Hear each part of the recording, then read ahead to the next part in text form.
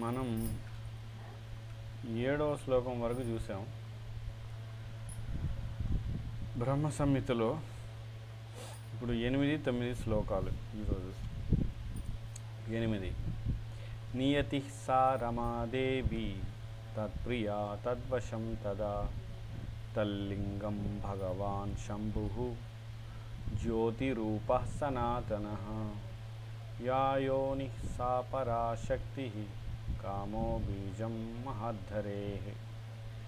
నియతి నియమించునట్టి సా ఆవిడ, రమ ఆధ్యాత్మిక శక్తి దేవి తత్ అతని యొక్క ప్రియా ప్రేయసి, తత్ అతని యొక్క వశమునందు, తదా అప్పుడు, తత్ అతని లింగమును భగవాన్ షడ్గుణైశ్వర్య సంపన్నుడైన శంభువు జ్యోతి రూప జ్యోతిస్వరూపుడు, సనాతన నిత్యుడు, యా ఆ యోని సా ఆ అపరా శక్తి కామ ఇచ్చ,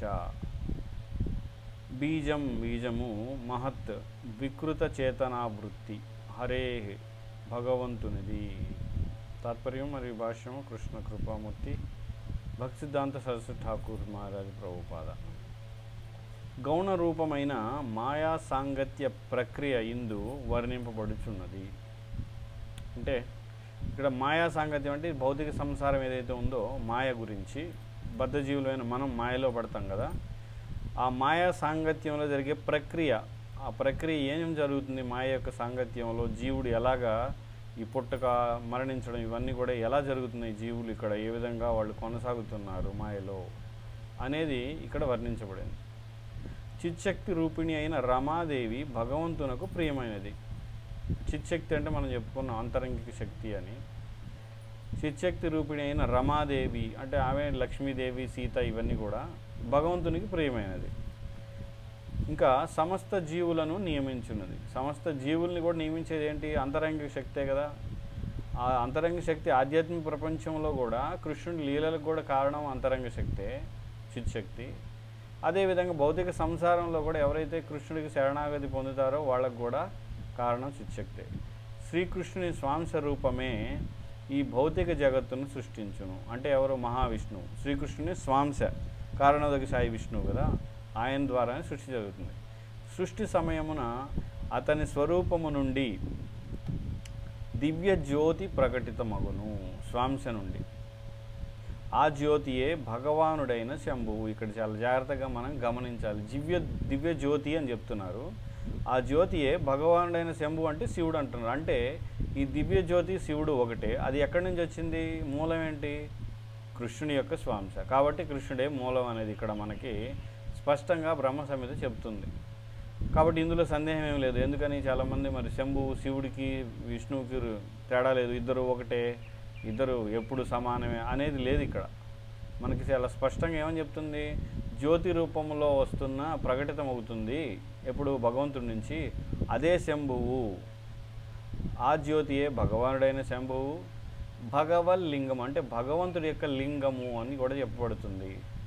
లేక భగవానుని ప్రకటిత రూప చిహ్నము అంటే ఆధ్యాత్మిక ప్రపంచంలో కాకుండా భౌతిక ప్రపంచంలోకి వచ్చేటప్పటికి భగవంతుడి యొక్క ప్రకటిత రూపమే శంభువు, ఆయనే భగవంతుడి యొక్క లింగం అని కూడా చెప్పబడుతుంది. ఈ జ్యోతి బ్రహ్మజ్యోతి యొక్క మందమైన ప్రతిబింబము. అంటే బ్రహ్మజ్యోతి చాలా తక్కువ కనబడితే బాగా తిక్కుగా మందంగా కనపడేది ఏదైతే ఉందో అదే ఈ జ్యోతి. ఏది? భగవల్లింగము లేదా భగవాను ప్రకటిత రూపము, భగవంతుడి నుంచి ఉద్భవించిన ఆ దివ్య జ్యోతి అని చెప్తున్నారు. ఆ లింగము నియతి అంటే ఇక్కడ రమాదేవి, నియతికి వశీభూతమైన భౌతిక జగదుత్పత్తికి అంశమగును. అండ్ నియమిత రమాదేవికి వశీభూతం అయి ఉండడం అంటే మళ్ళీ దుర్గాదేవి. ఎందుకని? రమాదేవి నేరుగా శంభుతోటి కలవదు. మరి రమాదేవి యొక్క ఛాయ ఎవరు? దుర్గాదేవి. ఆ దుర్గాదేవి విష్ణువు యొక్క జ్యోతి రూపంలో ఉన్న శంభుతోటి కలవడం అంటే శివుడు మరియు దుర్గాదేవి, శివుడు పార్వతి కలవడం అనేది జరుగుతుంది. వశీభూతమైన భౌతిక జగదుత్పత్తికి అంశమగుతుంది. నియతి నుండి ఉత్పన్నమైన అపరాశక్తి, పరాశక్తి అంటే ఆధ్యాత్మికం, అపరాశక్తి అంటే భౌతికం, ఉత్పన్నమైన ఆ అపరాశక్తి యోని రూపమైన మాయాస్వరూపము. నీతి నుండి ఉత్పన్నమైన నియతి కారణాల్లో అంటే ఏదైనా ఒక విషయానికి కారణాలకు చెప్పుకున్నప్పుడు నియతి అని, నిమిత్త కారణం, ఉపాదాన కారణం అని, దాంట్లో నియతి అంటే ఒక విషయానికి కారణమైన దాన్ని నియతి అంటున్నారు.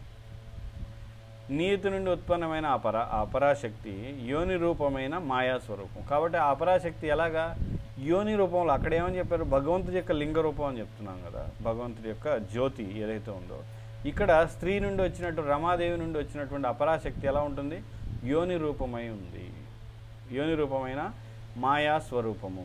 ఆ రెండింటి సంయోగం వలన శ్రీహరి యొక్క మహతత్వ రూపమున ప్రతిబింబించిన కామబీజముగా ఉత్పన్నము. ఏంటి, ఈ భగవంతుడి యొక్క లింగం అంటే శివుడు మరి యోని రూపంలో దుర్గా, ఈ ఇద్దరి సంయోగం వలన ఏం ఏర్పడుతుంది, శ్రీహరి యొక్క మహత్తత్వం అంటే ఈ ప్రకృతి సృష్టి అంతా, మహతత్వం అంటే ఈ సృష్టి అంతా కూడా ఏర్పడుతుంది అంటున్నారు. అంటే ఒక విధంగా చెప్పాలంటే ఈ మహతత్వం ఎలాంటిదంటే, చిన్నపిల్లలు మట్టితోటి చిన్న పాత్రను తయారు చేస్తారు, చిన్న బొంగరాన్ని తయారు చేస్తారు, చిన్న ఆడుకునేటువంటి బండిని తయారు చేస్తారు, అన్నీ మట్టితోనే తయారవుతాయి.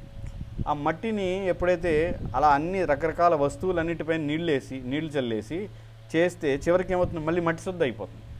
కాబట్టి ఈ మహతత్వం ఎలాంటిదంటే, ఈ భౌతిక సృష్టి మొత్తం ఏర్పడడానికి మట్టి శుద్ధ చిన్నపిల్లవాడికి బొంగరం లేదా ఆడుకునే వస్తువు లేదా వంట పాత్ర అన్నీ కూడా మట్టితోనే తయారవుతున్నట్టుగా ఈ భౌతిక సృష్టి అంతా కూడా మహత్తత్వం రూపంలో ఉంటుంది మొదట తయారు కానప్పుడు. ఎప్పుడైతే సృష్టి మొదలవుతుందో ఈ మహతత్వమే అనేక విశ్వాలుగా, విశ్వంలోని లోకాల్లోని జంతువులు, శరీరాలు, మనుషులు, రకరకాల జీవులు అన్నీ కూడా మహతత్వం నుండి వస్తున్నాయి. కాబట్టి ఈ మహతత్వం రూపమున ప్రతిబింబించిన కామబీజంగా ఉత్పన్నమవుతుంది అని చెప్తున్నారు. ఇది కాబట్టి ఈ శ్లోకంలో మనకి ముందర చెప్పుకున్నాం కదా, ఈ ప్రకృతి ఎలా నడుస్తుంది అనేది. అయితే ఇక్కడ చాలామందికి అభ్యంతరం ఏంటంటే, ఇదేంటి యోని, లింగం వీటి గురించి మాట్లాడుతున్నారు, ఇలా ఉందంటే అది అక్కడ ఇచ్చారు అక్కడ.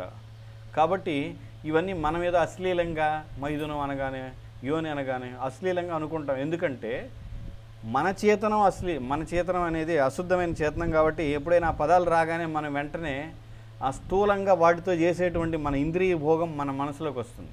కాబట్టి మనకు అది అశ్లీలంగా అనిపిస్తుంది. కానీ ఇక్కడ అలా చూడకూడదు దాన్ని. ఎందుకంటే మనం తత్వాన్ని అర్థం చేసుకోవడానికి ఈ పదాలు ఇక్కడ ఇవ్వడం జరిగింది. కాబట్టి దాన్ని అలాగే చూడాలి, తత్వాన్ని మాత్రమే అర్థం చేసుకోవాలి. మనం కలుషితమైన చైతన్యం ద్వారా ఆలోచిస్తే ఇవన్నీ కూడా చాలా అశ్లీలంగా, ఏదో మాట్లాడిన కూడా పదాలలాగా అనిపిస్తాయి, మాట్లాడకూడని పదాలలాగా.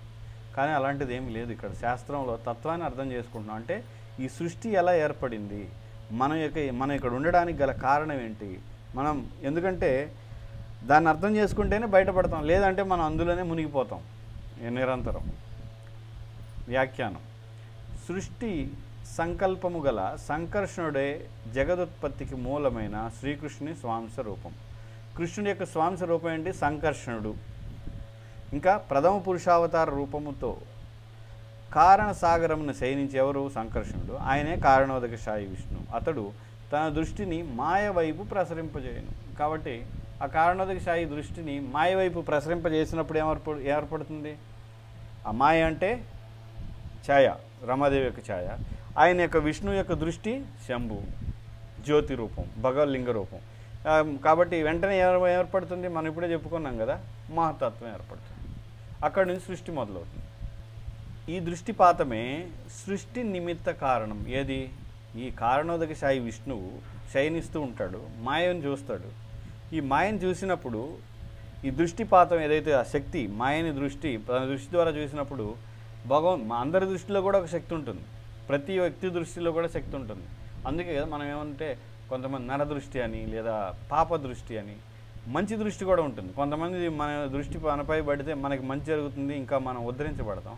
కొంతమంది కామం అంటే కోరికతోటి, అది ఏ కోరికైనా కావచ్చు, లేదా మనం ఏదైనా అనుభవిస్తుంటే దాన్ని చూసి ఓర్వలేని ఈర్ష్యా దృష్టితో చూస్తే మనకి ఇబ్బంది కలుగుతుంది. కాబట్టి అలాగా ఇక్కడ ఏంటంటే ఈ దృష్టిపాతం ఏదైతే కారణోదక శాయి విష్ణువు మాయని చూస్తాడు, ఆ చూసినప్పుడు దృష్టిపాతమే సృష్టికి నిమిత్త కారణం. ఏదైతే విష్ణువు మాయని చూడడం ఏదైతే ఉందో అదే నిమిత్త కారణం. ఏంటి, సృష్టి ఏర్పడడానికి నిమిత్త కారణం అని చెప్తున్నారు. లింగరూపి అయిన శంభువు ఈ దృష్టిపాతం యొక్క ప్రతిఫలమైన జ్యోతికి మంద ప్రతిబింబము. లింగ రూపంలో ఉన్న శంభు ఏదైతే ఉన్నారో జ్యోతికి మంద ప్రతిబింబంగా ఉన్నారంట ఆయన శంభువు. ఈ దృష్టిపాతం యొక్క ప్రతిఫలమైన జ్యోతికి మంద ప్రతిబింబము. దృష్టి ఏదైతే ఉందో దానికి ప్రతిఫలంగా వచ్చేది అంటే విష్ణువు మాయని చూడడం అనేది ఏదైతే ఉందో దాని ఫలితంగా వచ్చేదే ఈ యొక్క శంభువు అని చెప్తున్నారు. అదే ఆ శంభువే బ్రహ్మజ్యోతి యొక్క మందమైన ప్రతిబింబం అని కూడా మనం చూసాం. ఆ లింగమే రమ లేక యోగమాయా శక్తి యొక్క ఛాయారూపమైన మాయా యోనితో సంయోగం జరుపును. కాబట్టి ఈ లింగం ఎవరు? ఈ శంభువు. రమ లేక యోగమాయా శక్తి, రమాదేవి అంటే లక్ష్మీదేవి లేదా సీతాదేవి ఇవన్నీ కూడా మనం చెప్పుకున్నాం. ఆమె యోగమాయా శక్తి కూడా కాకపోతే నేరుగా ఆమెతో సంయోగం జరగట్లేదు. ఆమె యొక్క ఛాయారూపం ఎవరు? రమ లేదా లక్ష్మి లేదా రాధారాణి వాళ్ళ యొక్క ఛాయ అంటే ప్రతిబింబం లాంటిది. ఛాయారూపమైన మాయ, ఆ మాయ అంటే ఎవరు ఇక్కడ? ఛాయారూపం అంటే ఎవరు ఇక్కడ? దుర్గాదేవి. ఇది అర్థం చేసుకోవాలి. అంటే ఈ దుర్గాదేవి అక్కడ లింగ రూపంలో భగవంతుడి యొక్క దృష్టి ఏదైతే ఉందో ఆ దృష్టే శంభువు అని చెప్తున్నారు. ఈ దుర్గాదేవి ఆ శంభుతో సంపర్కం జరిగి ఏమవుతుంది? మాయ యోనితో సంయోగం జరుగుతుంది. కాబట్టి వాళ్ళిద్దరు సంయోగం ద్వారా ఏర్పడుతుంది? భౌతిక సృష్టి ఏర్పడుతుంది. ఎందుకంటే నిన్న మనం చెప్పుకున్నాం కదా మొదట ఆది దంపతులు అని. కాబట్టి ఇక్కడ ఆది దంపతులు ఎవరు? అలాగా చూస్తే మరి రాధాకృష్ణులు కూడా ఆది దంపతులే, అదేవిధంగా లక్ష్మీనారాయణులు, అదేవిధంగా దుర్గా శంభు శివపార్వతులు కూడా ముగ్గురు అవుతారు. అప్పుడు మహతత్వ రూప కామబీజమునకు సంబంధించిన ప్రతిబింబము ఏదైతే మహతత్వం చెప్పుకున్నాం, మహతత్వ రూప కామబీజం అంటే ఏంటి? విష్ణువు కారణోదకశాయి విష్ణువు యొక్క దృష్టి మరియు అక్కడ మాయ, ఈ రెండు కలయిక ద్వారా మహతత్వం. అది ఏమవుతుంది? కలయిక కేవలం మహతత్వమే కాదు, మహతత్వ రూప కామబీజం అంటే కోరిక ఉంది అందులో. కోరిక అంటే కలయిక అనే కోరిక. తర్వాత సృష్టి జరగాలి, సృష్టి కోసం ఆ కామబీజం అనేది ఏర్పడింది. సంబంధించిన ప్రతిబింబము సృష్టి కార్యమున ప్రవృత్తము. కాబట్టి అది ఇక మహతత్వం. అక్కడి నుంచి సృష్టి అనేది మొదలవుతూ ఉంటుంది. ఇంకా అక్కడి నుంచి బ్రహ్మ నుంచి ఇతర జీవులు, రకరకాల లోకాల్లో రకరకాల జీవరాశులు అంటే చెట్లు, పశువులు, పక్షులు, క్రిములు, కీటకాలు ఇవన్నీ కూడా ఇంకా అక్కడి నుండి మొదలవుతూ ఉంటాయి. మహావిష్ణువు చే సృష్టింపబడి తొలుత ప్రకటింపబడిన తత్వమును మహతత్వం అంటారు. దాని గురించి మనం చెప్పుకున్నాం. విష్ణువు చేత సృష్టింపబడింది కాబట్టి మహత్తత్వము, మొదట తత్వం కాబట్టి ఏర్పడింది. అందుకని మహావిష్ణువు ద్వారా ఏర్పడింది కాబట్టి మహత్తత్వం అని అంటున్నారు. ఏది మొదటిది. ఆ మహతత్వం అంటే ఇందాక చెప్పుకున్నాం ఏంటి? ఒక పదార్థం లాగా, భౌతికమైన పదార్థం. అందులో ఏముంటాయి? ఆ పదార్థాల్లో త్రిగుణాలు ఉంటాయి, తర్వాత పంచభూతాలు ఉంటాయి, తర్వాత 3 స్థూలమైన పంచభూతాలు, సూక్ష్మమైనవి 3 ఏంటి? మనసు, బుద్ధి, అహంకారం. ఇవన్నీ కూడా మహత్తత్వం నుండే బయటకు వస్తాయి ఒక్కొక్కటి. కానీ అవన్నీ సూక్ష్మ రూపంలో మహత్తత్వం. ఇక సూక్ష్మ రూపం నుంచి వచ్చేవి మనసు, బుద్ధి, అహంకారం, పంచభూతాలు. వీటన్నిటి యొక్క సమ్మేళనం ద్వారా జీవులు అంటే పశువులు, క్రిములు, కీటకాలు ఇవన్నీ కూడా తయారవుతున్నాయి. ఇది సృష్టి కార్యమునందలి మనోరూపతత్వము. మనోరూపతత్వం అంటే మానసికంగా. ఇప్పుడు మనోరూపతత్వం అంటే సృష్టి కార్యంలో మనోరూపతత్వం మహత్తత్వం. ఎలా అంటే ఉదాహరణకి మనం ఉన్నాం, మనం ఏం చేస్తాం?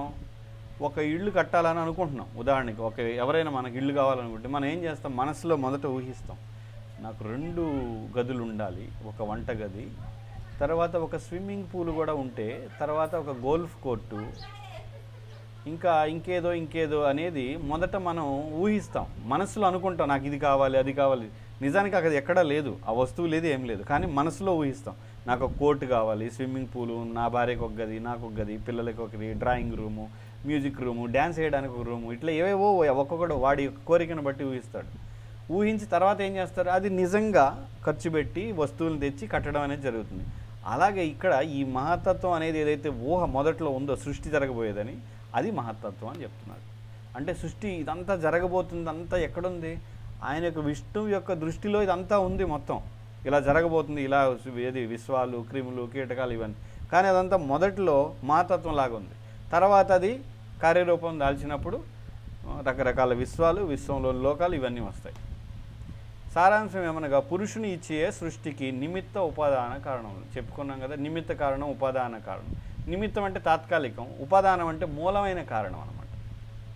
తాత్కాలికంగా మనం చూడొచ్చు నిమిత్త అనే పదాన్ని మనం కృష్ణుడు కూడా అర్జునుడితో చెప్తాడు, నిమిత్త మాత్ర భవ సవ్యసాచి అని. అంటే నువ్వు నిమిత్త మాత్రుడిగా ఉండు. నిజానికి యుద్ధం ఇవన్నీ కూడా నేను ముందలే నిర్ణయించాను. అంటే ఉపాదాన కారణం ఏంటి అక్కడ కృష్ణుడు, నిమిత్త కారణం ఏంటి అర్జునుడు. నేను ఉపాదానం అంటే నేను ముందలే వీళ్ళందరినీ చంపాలని నిర్ణయం చేశాను, అయిపోయింది, వీళ్ళు చనిపోతారు. కానీ వాళ్ళు చనిపోవడానికి జనులు నువ్వు చంపావని చెప్పుకుంటారు, కానీ నిజానికి మూలం ఎవరు? ఉపాదాన కారణం నేనే వాళ్ళందరినీ. ఎందుకంటే వాళ్ళ యొక్క పాపాలను బట్టి వాళ్ళు చనిపోవాలి, అది నిర్ణయం చేశాను.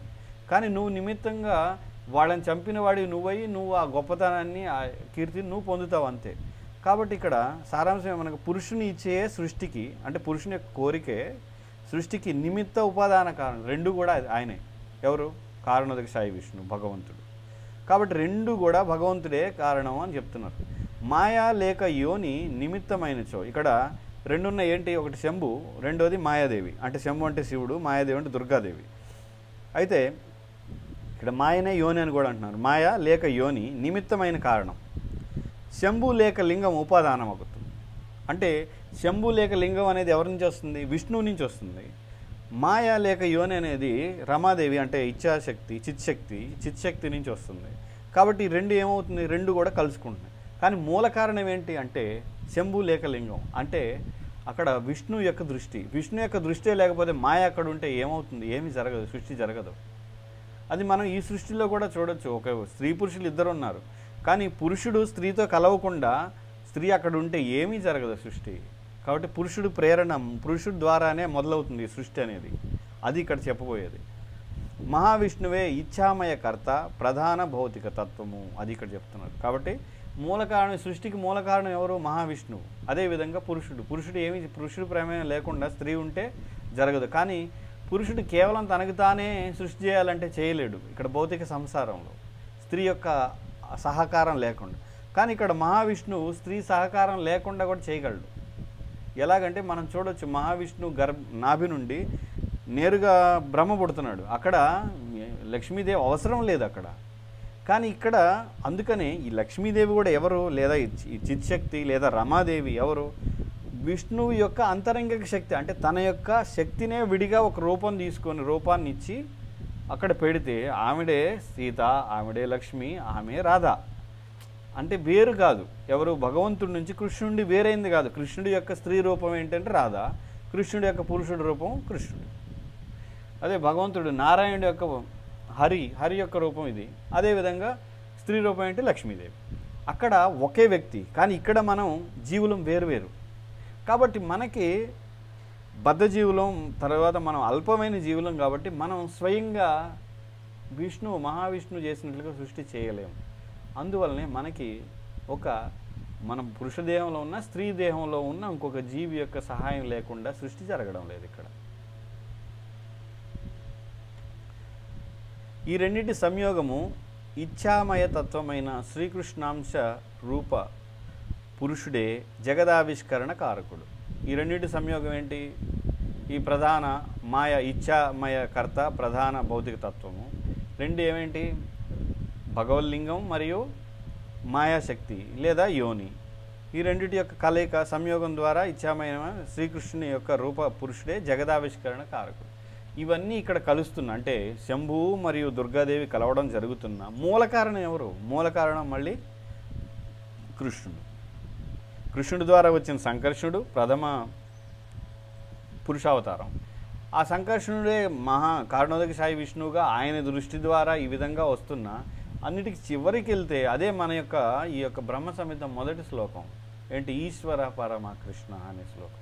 అంటే మూల కారణం వెతుకుతూ వెళ్తే అది కృష్ణుడి దగ్గర అంతం అయిపోతుందని చెప్తున్నారు. ఈ ముగ్గురును సృష్టికర్తలే. ఎవరు ఈ ముగ్గురు? ఇక్కడ ముగ్గురు ఎవరు చెప్తున్నారు? ఒకటి కృష్ణుడు మరియు రాధారాణి, అది ఒక జంట. తర్వాత మహావిష్ణు అంటే కారణోదక సాయి విష్ణు, మాయాదేవి, ఇది రెండోది. తర్వాత మూడోది కారణోదక సాయి విష్ణు యొక్క దృష్టి శంభువు అయితే ఆ మాయాశక్తి అవే యోని అయ్యి ఆమె దుర్గాదేవి అయ్యి, ఈ మూడు జంటలు అది చెప్తున్నారు ఇక్కడ ముగ్గురు. ఈ ముగ్గురును సృష్టికర్తలే. ఎవరు? శంభువు, కారణోదక సాయి విష్ణువు, కృష్ణుడు. కాబట్టి ముగ్గురు సృష్టికర్తలే. కనుక ముగ్గురు కూడా జగత్పితలే, అందరికి తండ్రి. ముగ్గురు కూడా అందరికీ మూలం. గోలోకమునందలి కామబీజము విశుద్ధము. గోలోకంలో ఉండేటువంటి కామబీజం ఉంది, విశుద్ధము చిన్మయము.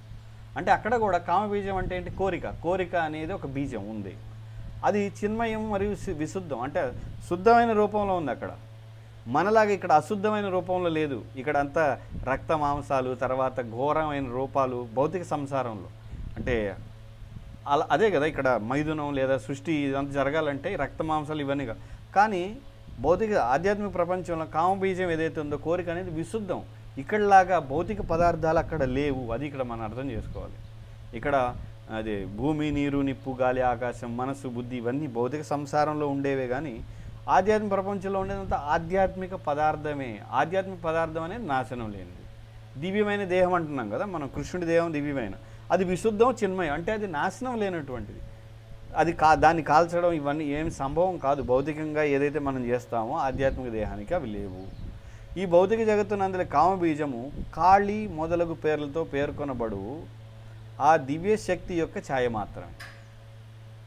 ఇక్కడ కామబీజం ఎలా ఉంటుంది అంటే కాళీ, ఆవిడ దుర్గా, ఆవిడ చండి, చాముండి, ఈ విధంగా రకరకాల కామబీజం కాళీ మొదలగు పేర్లతో పేర్కొనబడు ఆ దివ్యశక్తి యొక్క ఛాయ. దివ్యశక్తి ఏంటి? హలాదిని, అంతరంగి శక్తి. ఆవిడే సీత, రాధ, లక్ష్మి. కాబట్టి వాళ్ళ యొక్క ఛాయ మాత్రమే ఇవన్నీ అని చెప్తున్నాడు. మొదటిది ఏంటిది? రెండవ దాని యొక్క ప్రతిరూపమైనను దానికి దూరముగానే ఉండును. ఇక్కడ మొదటిది ఏంటి? లక్ష్మీదేవి లేదా సీతాదేవి. రెండవ దాని యొక్క ప్రతిరూపం ఎవరు? ఛాయ, ఈ యొక్క దుర్గాదేవి. ప్రతిరూపం మొదటిది. ఇక్కడ ఈ ఛాయ ఎలా వస్తుంది? మొదటిది ఒక వస్తువు ఉంటేనే దాని నీడ వస్తుంది. కాబట్టి వస్తువు ఉంది, ప్రతిరూపం అయినా కూడా మొదటి దానికి ఛాయ ఎప్పుడు దూరంగానే ఉంటుంది, ఎప్పుడు అంటుకొని ఉండవు.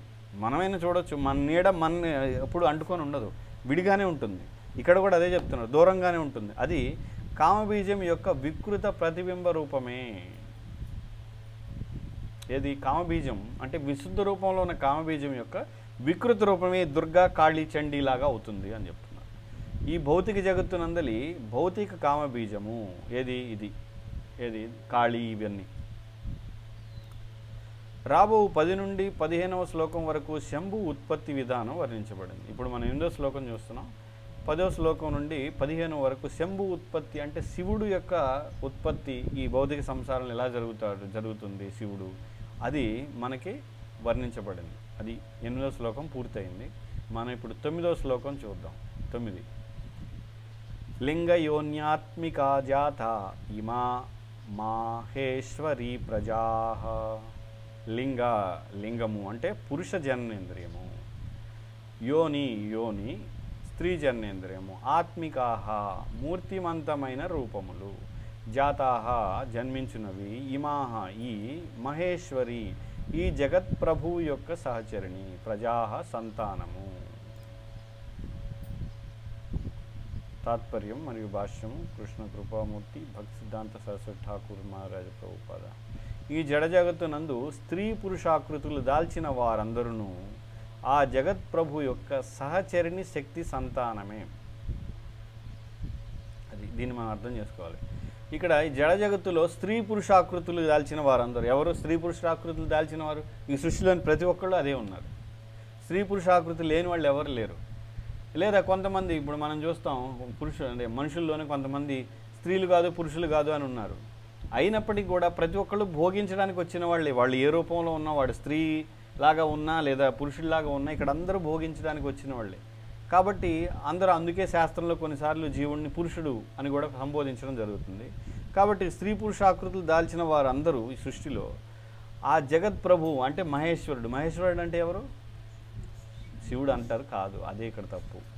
మహేశ్వరుడు అంటే విష్ణువు.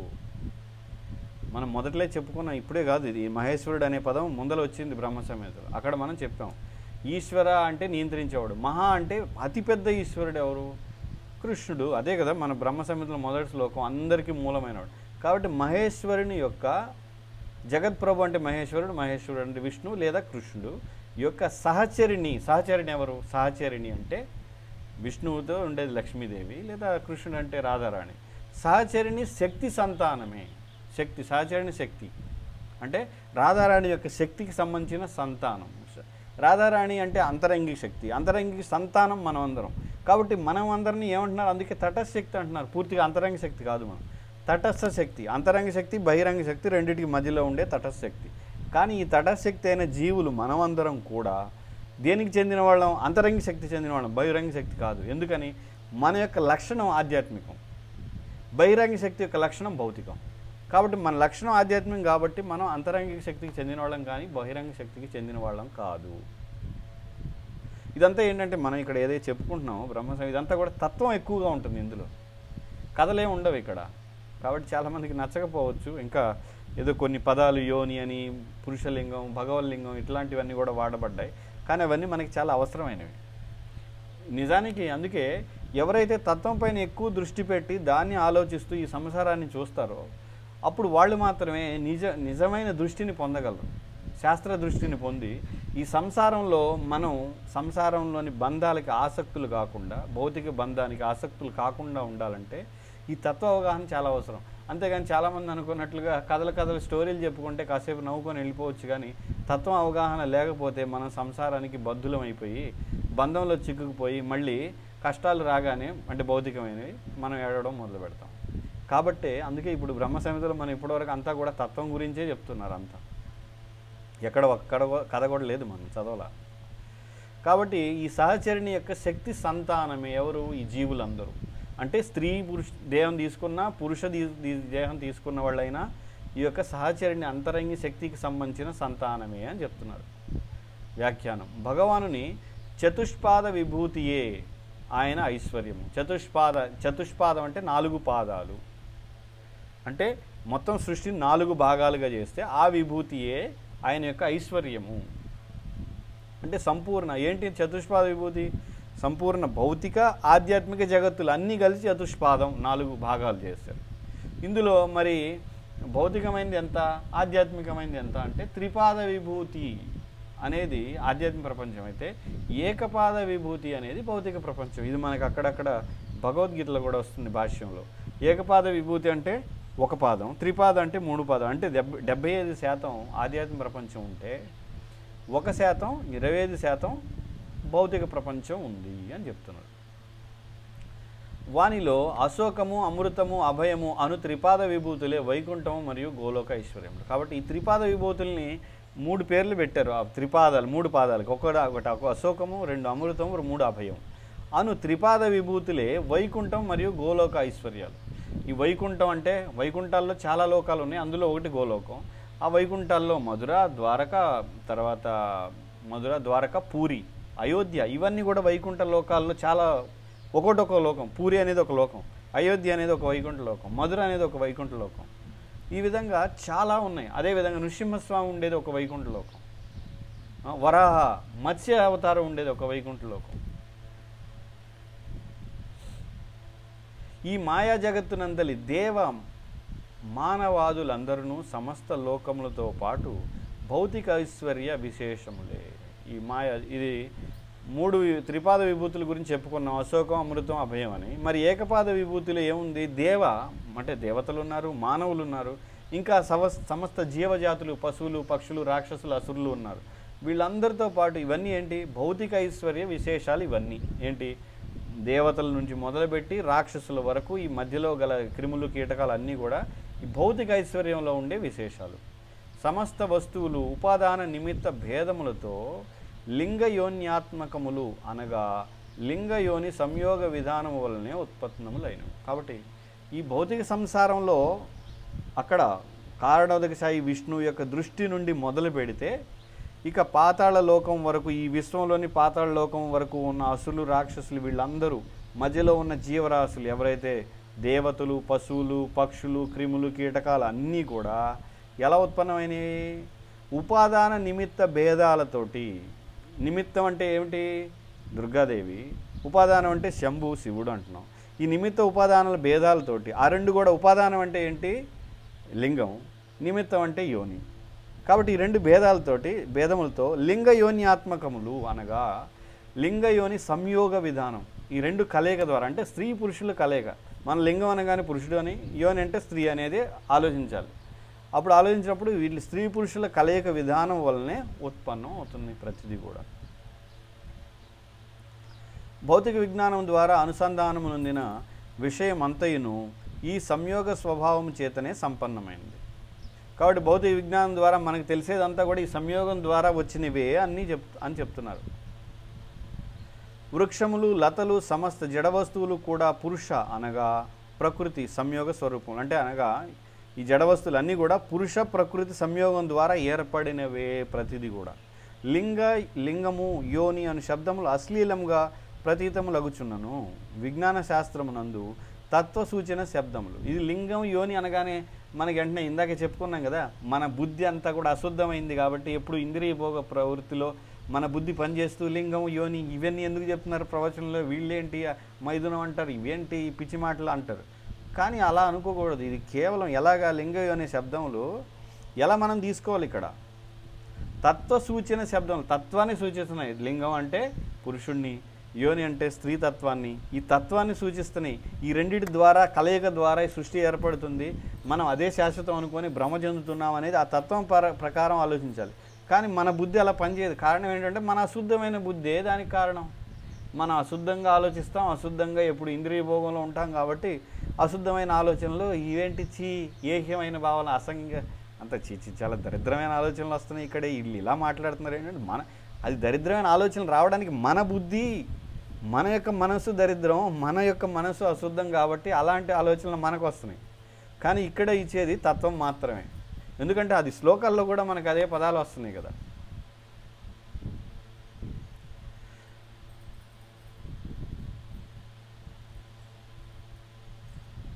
మిక్కిలి కాబట్టి లింగము, యోని అనే శబ్దంలో అశ్లీలముగా ప్రతీతములగుచున్నను విజ్ఞాన శాస్త్రమునందు తత్వసూచన శబ్దములు మిక్కిలి ఉపాదేయములు అర్ధయుక్తములు అను ఈ విషయమును ప్రత్యేకముగా గమనింపవలసి ఉన్నది. కాబట్టి ఇది మిక్కిలి ఉపాదేయములు అర్ధయుక్తములు, అర్థంతో కూడుకున్నవి, మనకి ఉపయోగపడేవి, అవసరమైనవి, తత్వ అవగాహనకి ఆ పదాలు అవసరం. అందుకే చెప్తున్నారు. అశ్లీలం అనున్నది కేవలము వ్యవహారిక భావం మాత్రమే. ఈ అశ్లీలం అనేది మనం అనుకుంటున్నాం ఇది అశ్లీలం అని. మనం ఏమనుకుంటున్నాం, ఓకే మనం ఒక మంచి పూలు అలంకారం ఇవన్నీ ఉండి మంచిగా అలంకరిస్తే ఇది మంచిది, లేదా ఏదైతే మైథునం అని లింగం అని ఇవన్నీ మాట్లాడితే అశ్లీలం అని మనం నిర్ణయించాం. వాటిని ఇది మంచిది ఇది చెడ్డది అనేది మనం నిర్ణయించి అలా పెట్టాం. వ్యవహారిక భావం అంటే అది అర్థం. కానీ మనం అలా నిర్ణయించకపోతే అది అలా కాదు.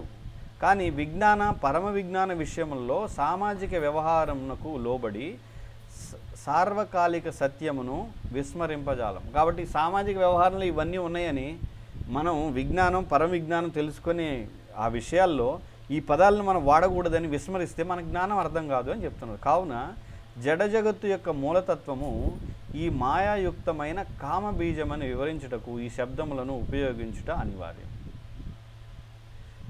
ఈ యొక్క జడ జగత్తు యొక్క మూలతత్వానికి ఈ కామబీజం ఏదైతే ఉందో ఈ కామబీజమే మూల కార్యం అని చెప్పడానికి ఈ పదాలను అనేది ఉపయోగించకుండా చెప్పలేమని చెప్తున్నారు. ఈ శబ్దముల ప్రయోగము ద్వారా పురుష శక్తి మరియు స్త్రీ శక్తి అని మాత్రమే గ్రహింపగలరు.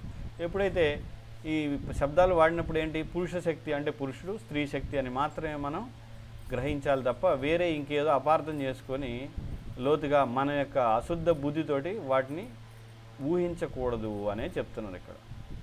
హరే కృష్ణ. ఇంతటితో ఆపేస్తున్నాం. 8-9 శ్లోకాలు. ఎవరికైనా ఏమైనా ప్రశ్నలు ఉంటే అడగచ్చు. విష్ణు దృష్టి నుంచేది ఆ వెలుగు జ్యోతి శంభు ఆయన దుర్గాదేవి కలయికతోటి మహాదత్వం ఏర్పడుతుంది తెలిసి మళ్ళీ భాగవతం 2వ స్కంధ ప్రకారం బ్రహ్మదేవుడు మొదటి జీవుడు, ఆయనకే వేదాలు నేర్చుకున్నాడు శ్రీకృష్ణ చైత్య గురు నేర్పించారనేసి. మరి బ్రహ్మదేవుడి నుంచి శివుడు వచ్చారు అంటారు. మరి ఆ శివుడికి ఈ శంభుకి తేడా ఉంది. ఇక్కడ వచ్చేది రుద్రుడు కోపం నుంచి, బ్రహ్మ యొక్క కోపం నుంచి వచ్చాడు కాబట్టి అక్కడ రుద్రుడు అన్నాడు కానీ శివుడు అని రాయదు అక్కడ. అందుకే ఆయన రుద్రుడు అంటారు.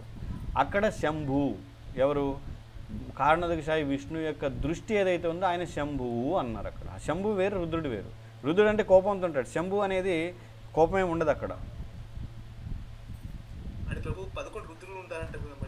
అవును, ఏకాదశి రుద్రులు ఉంటారు. అది ప్రళయానికి కారణమైనటువంటి వాళ్ళు ఇక్కడ ఉంటారు.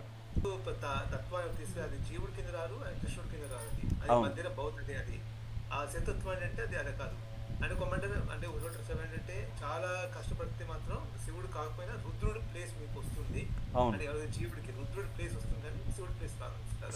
శంభు స్థానం అనేది జీవుడికి రాదు. శంభు వెంటూ విష్ణువే అలా అవుతున్నాడు కదా దృష్టి ద్వారా. కారణోదకశాయి విష్ణు యొక్క దృష్టే శంభువు కాబట్టి ఆ స్థానం అనేది జీవుడికి రాదు. కానీ రుద్రుడి యొక్క స్థానం పొందవచ్చు జీవులు. అంటే ప్రళయానికి కారణమయ్యేటువంటి స్థితికి భౌతిక సంసారంలోని ప్రళయం కాబట్టి ఆ స్థితికి ఒక జీవుడు వెళ్ళొచ్చు రుద్రుల్లాగా. మళ్ళీ శంభువు అవ్వలేడు ఎవరు, కానీ రుద్రులు అవ్వచ్చు. అందుకే మనకి భాగవతంలో కూడా చెప్తున్నారు, ఆచార్యులు చెప్తారు, రుద్రుల్లో కొన్నిసార్లు జీవులు కూడా ఉంటారు. ప్రతిసారి శంభువు అంటే శివుడే రుద్రుడిలాగా అవ్వచ్చు. రుద్రుడి అంశాలన్నీ అంటే శివుడి యొక్క అంశలే రుద్రులు అవుతారు. కానీ ఆ అంశంలో కొన్నిసార్లు జీవులు కూడా ఉండొచ్చు. కేవలం రుద్రుడు అంటే శంభు యొక్క శివుడి యొక్క శక్తే కాదు, జీవులు కూడా ఉండొచ్చు అని చెప్తున్నారు. ఇక్కడ ప్రశ్న ఏంటంటే కారణోదకశాయి దృష్టి నుండి జ్యోతి రాలేదు. ఆ దృష్టి నుండి ఏదైతే దృష్టి ఉందో అది జ్యోతి రూపం అంటున్నారు, జ్యోతిగా వచ్చిందని కావట్లేదు. కారణోదకశాయి యొక్క దృష్టి ఏదైతే మాయ పైన దృష్టి సారిస్తారో అది ఎలా ఉంటుంది, ఆ దృష్టి రూపం తీసుకుంటే అది ఒక జ్యోతిలాగా ఉంది అంటున్నారు. అదే శంభు అని చెప్తున్నారు. కాబట్టి ఇక్కడ కారణోదకశాయి వరకు ఆధ్యాత్మికం, అక్కడి నుండి ఏదైతే బహిర్గతం అవుతుందో అదంతా కూడా భౌతిక సంసారంలోకి సంబంధంలోకి వస్తుంది. ఏది కారణోదకశాయి దృష్టి, ఆయన నుండి ఏర్పడిన దృష్టి ఇక భౌతిక సంసారం అంటే మాయాదేవితో సంపర్కంలోకి వస్తుంది. కాబట్టి పూర్తిగా విష్ణు అని మనం చెప్పలేము. ఎందుకంటే భౌతిక సంపర్కంలోకి ఎప్పుడైతే వస్తుందో అప్పుడు త్రిగుణాలకి సంపర్కంలోకి వస్తే అప్పుడు అశుద్ధం అవుతుంది ఏదైనా కానీ. కానీ కారణోదకశాయి అశుద్ధం కాలేదు. ఆయన దృష్టి ఎప్పుడైతే కలిసిందో అక్కడ శంభువు ఏర్పడ్డాడు. శంభువు అప్పుడు అశుద్ధమైన అంటే భగవంతుడే అయినప్పటికీ కూడా అశుద్ధం అనేది కలిసింది. ఏంటి, త్రిగుణాలు అనేది అశుద్ధం.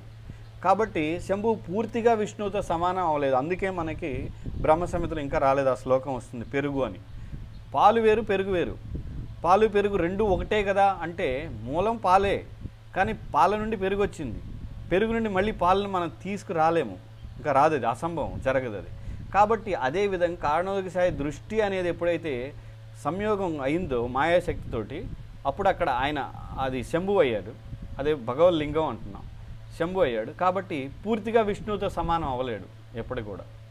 ఉదాహరణకి దీన్ని మనం ఎలా అంటే సాధారణమైన భౌతిక ఉదాహరణలో మన తండ్రి చాలా గొప్పవాడు, కానీ ఏదో ఒక మురికి కాలువలో పని చేస్తున్నాడు తాత్కాలికంగా. అంటే ఏదో పనికి దిగాడు, అక్కడ ఒక పని ఉంది మురికి కాలువలో ఏదో తీయడానికి దిగాడు. ఆ మనం ఆరాధిస్తే, మన తండ్రిని ఆరాధిస్తే ఆ మురికి కాలువలో ఉన్నటువంటి ఒక ఫోటోని తీసుకొచ్చి ఆరాధన చెయ్యం మనం.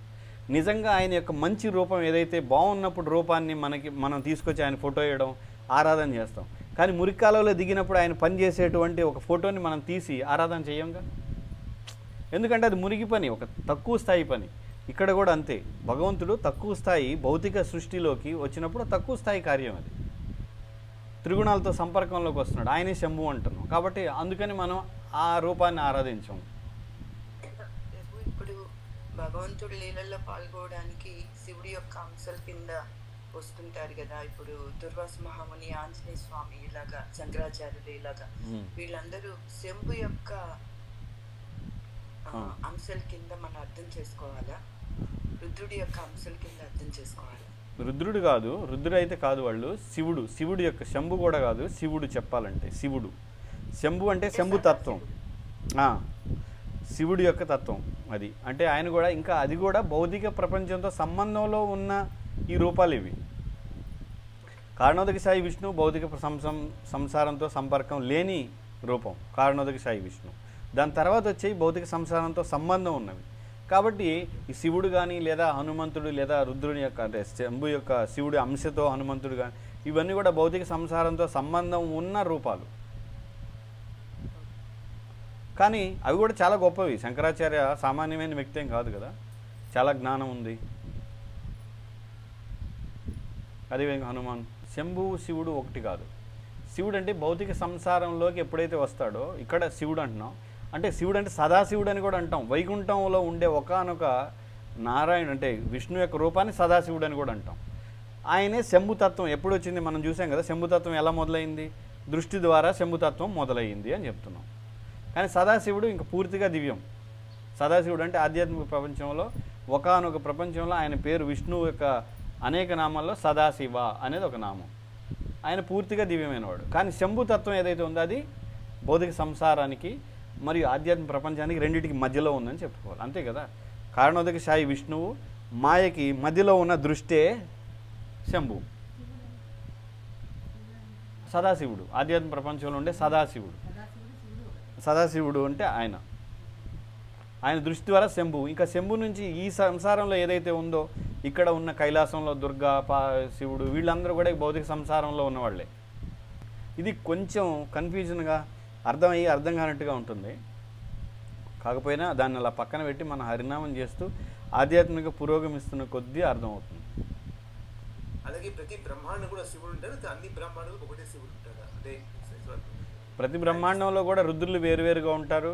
ప్రతి బ్రహ్మాండంలో కూడా శివుడు ప్రవేశిస్తాడు, దుర్గాదేవితో సంయోగం ఇవన్నీ కూడా అక్కడ ప్రతి బ్రహ్మాండంలో కూడా శివుడు ప్రవేశించడం ఉంటుంది. మళ్ళీ రుద్రులు వేరుగా ఉంటారు, ప్రతి బ్రహ్మాండానికి విడివిడిగా ఉంటారు. బ్రహ్మ ఏ విధంగా ఉన్నాడో విడివిడిగా, అలాగే శివపార్వతులు అదేవిధంగా రుద్రులు కూడా ప్రతి బ్రహ్మాండానికి ఉంటారు.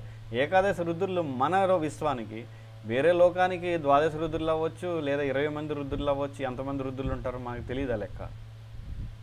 అంటే బ్రహ్మాండం అంటే 14 లోకాలు ఉన్నాయి కదా. బ్రహ్మాండం అంటే అండం అంటే ఒక గుడ్డు అని, బ్రహ్మాండం అంటే పెద్ద గుడ్డు అని. ఈ పెద్ద గుడ్డు అనే బ్రహ్మాండంలో ఎవరున్నారు? బ్రహ్మ మొదటి జీవి, తర్వాత 14 లోకాలు, అది మనం ఉన్న బ్రహ్మాండం. ఇలాంటి బ్రహ్మాండాలు అనంత కోటి బ్రహ్మాండాలు ఉన్నాయని మనకి చెప్తుంది కదా శ్రీమద్ భాగవతం బ్రహ్మ సంహిత కూడా చెప్తుంది.